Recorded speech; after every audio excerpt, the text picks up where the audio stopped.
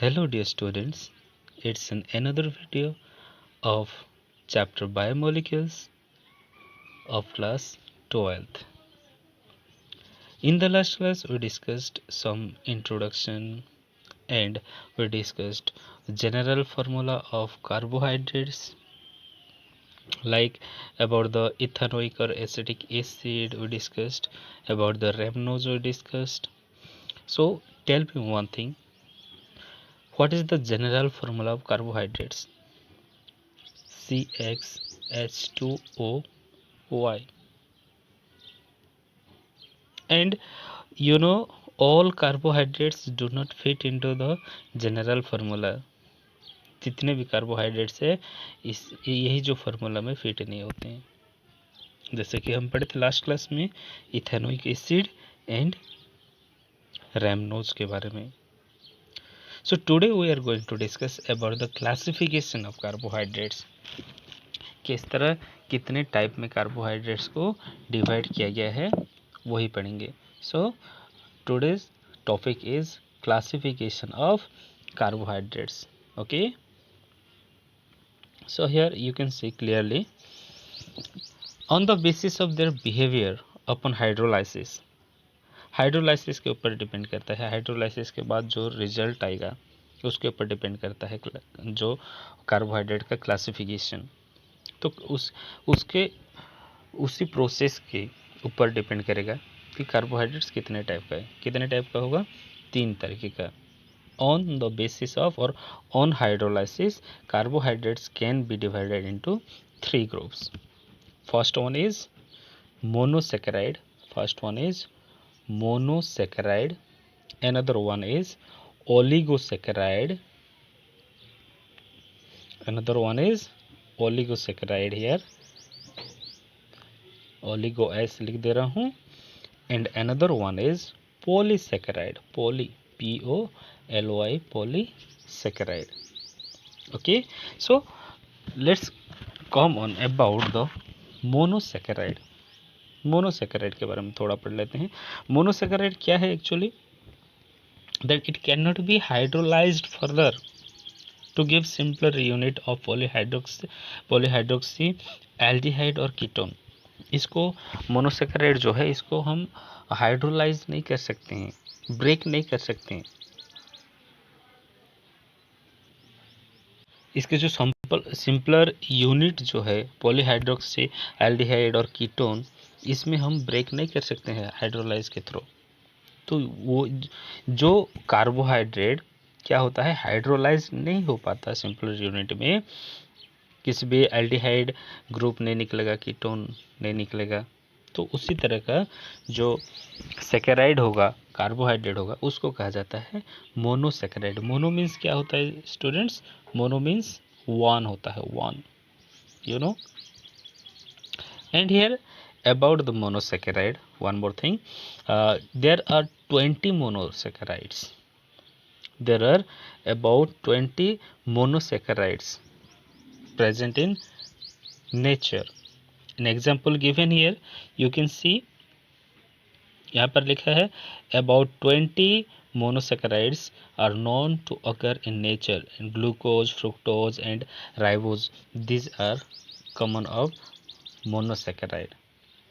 Okay, then come to the oligosaccharide. हम थोड़ा थोड़ा पढ़ रहे हैं, बाद में डिटेल्स पढ़ेंगे इसका.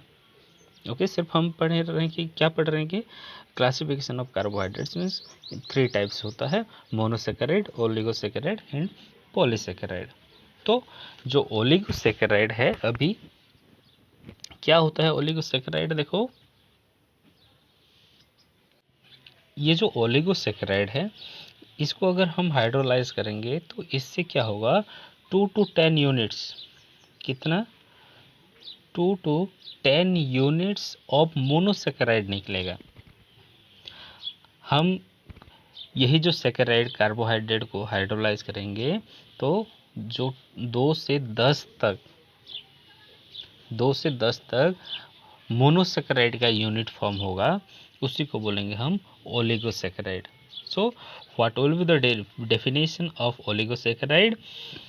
A carbohydrate which upon hydrolysis yields 2 to 10 unit of monosaccharide is called oligosaccharide. Hydrolyse किए तो उससे 2 से 10 यूनिट तक मोनोसेकेराइड निकला, तो हम उसी कार्बोहाइड्रेट उसी सेकेराइड को बोलेंगे ओलिगोसेकेराइड।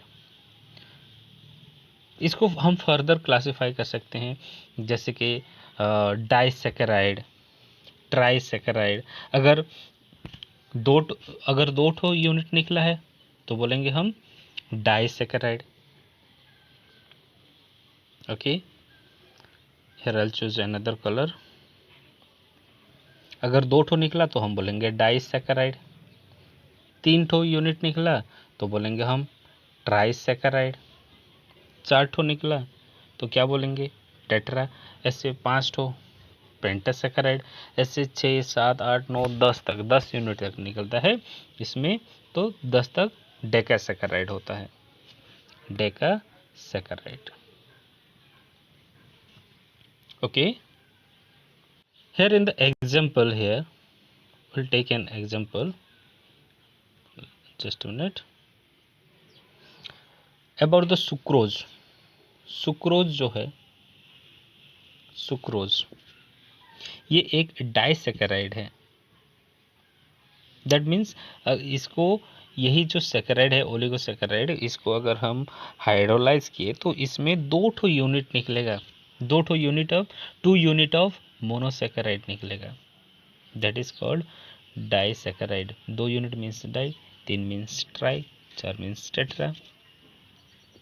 ओके, और भी है बहुत सारे, जैसे कि लैक्टोज है। देखो स्टूडेंट्स, और एक बात है यहाँ पर, जो हमारे सुक्रोज डाइसेकेराइड है तो 2 ठो मोनोसेकेराइड है, इसमें 2 यूनिट ऑफ मोनोसेकेराइड है। तो वही 2 ठो क्या क्या है यहाँ पर, कौन कौन सा होगा, ग्लूकोज, ग्लूकोज और एक है फ्रुक्टोज, फ्रुक्टोज, ग्लूकोज और फ्रुक्टोज, ये 2 ठो मोनोसेकेराइड जब कंबाइन हुआ तो क्या मिला हमको, सुक्रोज मिला, सुक्रोज। ओके, ग्लूकोज और फ्रुक्टोज जो है एक एक मोनोसेकेराइड है, ये भी मोनोसेकेराइड है, ये भी मोनोसेकेराइड है। हमारे पास 2 यूनिट ऑफ मोनोसेकेराइड निकला है तो फॉर्म हुआ क्या, डाइसेकेराइड, और इसका नाम रखा गया क्या, सुक्रोज रखा गया, सुक्रोज। जैसे कि और एक एग्जांपल है यहाँ पर, about the raffinose, about the raffinose, raffinose, raffinose क्या है, ट्राइसेकेराइड है। 3 ठो मीन्स 3 यूनिट ऑफ मोनोसेकेराइड है, 3 ठो, फर्स्ट, सेकंड, थर्ड, 3 ठो मोनोसेकेराइड होगा, glucose, fructose and galactose, and galactose. ये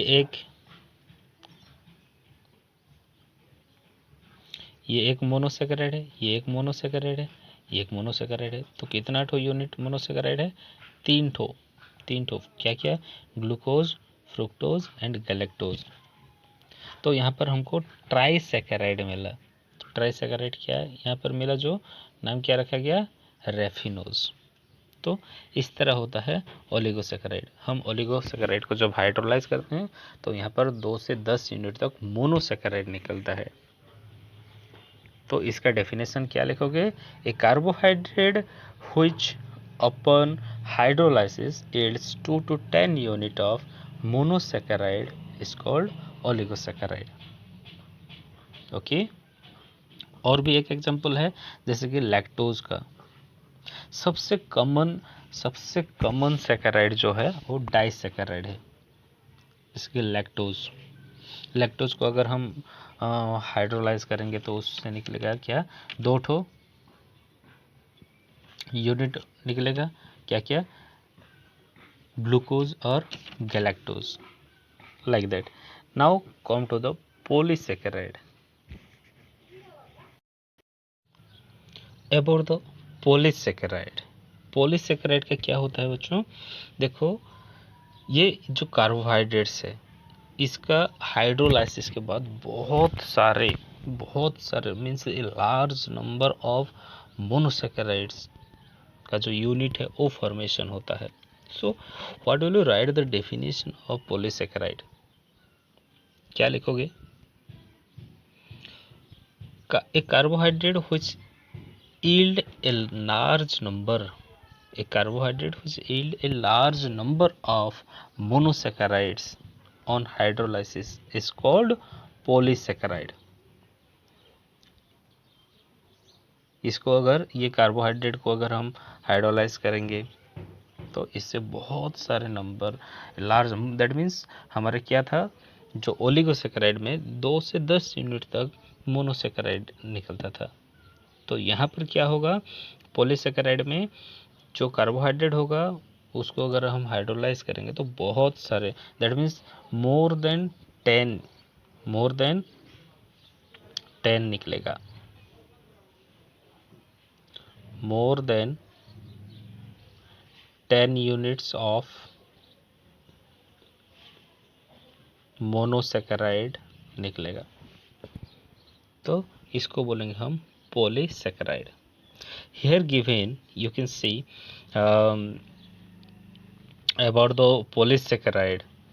They are insoluble in water and they are tasteless and they are known as non sugar। जो polysaccharide होता है ये क्या होता है, टेस्टलेस होता है। जैसे कि हमारे मोनोसेकेराइड हुआ, ओलिगोसेकेराइड हुआ, ये सब टेस्ट कैसा होता है, स्वीट होता है। ये जो कार्बोहाइड्रेट है मोनोसेकेराइड, ओलिगोसेकेराइड, इसका टेस्ट जो है स्वीट होता है, बट पॉलीसेकेराइड जो है वो टेस्टलेस होता है, that is tasteless and tasteless. Then about another thing that is insoluble in water. ये वाटर सॉल्युबल नहीं होता, बाकी मोनोसेकेराइड और जो ओलिगोसेकेराइड है they are soluble in water because they are crystalline solids and they are soluble in water and they taste as sweet। कौन कौन? Monosaccharide and oligosaccharide, and that is why they are known as sugars। But about the polysaccharide it is also known as non sugar। Non sugar क्यों non sugar कहा जाता है? ये मीठा नहीं लगता, स्वीट नहीं लगता है। Okay, and given some other points also here you can see reducing and non reducing carbohydrates given here। reducing and non reducing carbohydrates you can see here, it is written here, यहाँ पर लिखा गया है। I think for the CHS students ये extra topic हो सकता है, but CBSE या फिर जो लोग JEE प्रिपेयर कर रहे हैं उनमें ये पॉइंट्स है। तो क्या होता है reducing and non reducing carbohydrates? जो कार्बोहाइड्रेट्स रिड्यूसिंग होता है, कौन कौन सा कार्बोहाइड्रेट नॉन रिड्यूसिंग होता है? जैसे कि ऐसे कार्बोहाइड्रेट्स होते हैं जिसमें फ्री एल्डिहाइड और केटोनिक ग्रुप रहते हैं। फ्री एल्डिहाइडिक और केटोनिक ग्रुप, फ्री एल्डिहाइडिक और केटोनिक ग्रुप। कैसे पता चलेगा? यहाँ पर दिया है देखो, just here you can see आपके जो फंक्शनल ग्रुप है, इसका जो फंक्शनल ग्रुप देखोगे, ये कार्बोहाइड्रेट का अगर फंक्शनल ग्रुप देखोगे तुम लोगों को जब इस तरह का फंक्शनल ग्रुप में दिखाई देगा, ये स्ट्रक्चर, ये ग्रुप दिखाई देगा तुम लोगों को, तो समझ जाओगे कि ये फ्री एल्डिहाइड है। और देखो स्टूडेंट, यहाँ पर केटोनिक ग्रुप का, जो केटोनिक ग्रुप में इस तरह का स्ट्रक्चर देखोगे तुम लोग इस तरह का, तो पता चलेगा कि ये फ्री केटोनिक ग्रुप है। तो ये जो होता है जो कार्बोहाइड्रेट्स में फ्री एल्डिहाइडिक और फ्री केटोनिक ग्रुप रहते हैं, that can reduce Fehling solution और टोलेंस रिएजेंट। ये क्या होता है फेलिंग सॉल्यूशन और टोलेंस रिएजेंट? ये ऐसे केमिकल सब्सटेंस, केमिकल होते हैं, रिएजेंट होते हैं, जो कि इंडिकेट करते हैं the presence of sugar, and the presence of free aldehydic और केटोनिक ग्रुप, ये लोग शो करते हैं। तो इसका जो सॉल्यूशन है, रिएजेंट है, उसको रिड्यूस करेगा कौन? ये जो फ्री एल्डिहाइडिक और केटोनिक ग्रुप, जो कि कार्बोहाइड्रेट्स में कंटेंट रहता है। That is why they are known as reducing carbohydrates.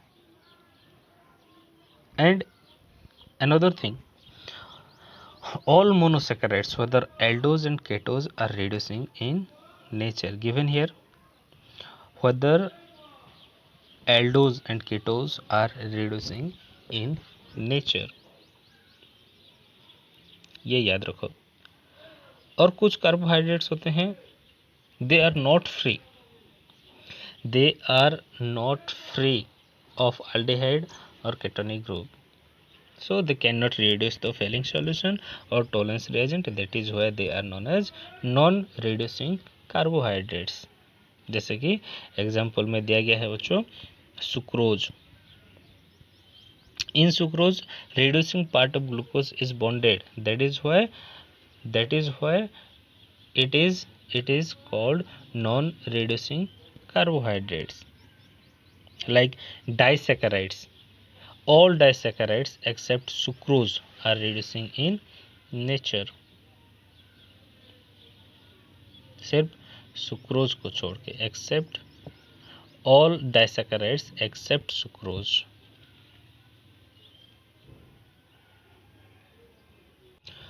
और जितना भी पॉलीसैकेराइड्स है, लाइक स्टार्च, सेल्यूलोज, ग्लाइकोजेन, ये सब जो है क्या है? Non reducing carbohydrates.